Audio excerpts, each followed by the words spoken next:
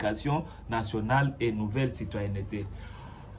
Au contraire, un fonctionnaire de l'État est un agent civil immatriculé et reconnu par la fonction publique. C'est un agent civil immatriculé, reconnu par la fonction publique. Quand on dit civil, c'est-à-dire vous n'êtes pas un policier n'est pas un civil, un militaire n'est pas un civil. Donc, hormis la police nationale et la défense, l'armée, notre armée, les restes des services sont les agents de l'État. Et ces agents de l'État ont un numéro matricule qui est reconnu par la fonction publique. Là, vous voyez la différence. Un enseignant est tout à fait attaché directement au ministère de l'Éducation nationale, sous tutelle de du ministère de l'Éducation nationale et nouvelle citoyenneté, et l'autre est sous tutelle de la fonction publique.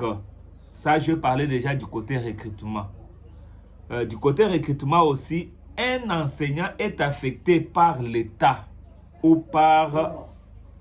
parfois recruté comme nouvelle unité. Oui, l'État peut affecter un enseignant, tout comme l'État aussi peut recruter par un enseignant comme nouvelle unité.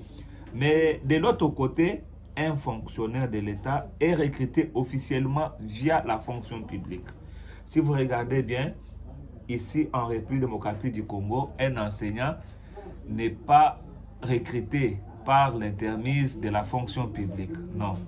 C'est l'éducation nationale, le ministère de l'éducation nationale qui peut recruter, bien que l'État peut aussi affecter, parce que au sein du ministère de l'éducation nationale, nous avons les enseignants qui ont le statut d'un fonctionnaire de l'État, qui ont le numéro matricule de l'État et affectés directement au ministère.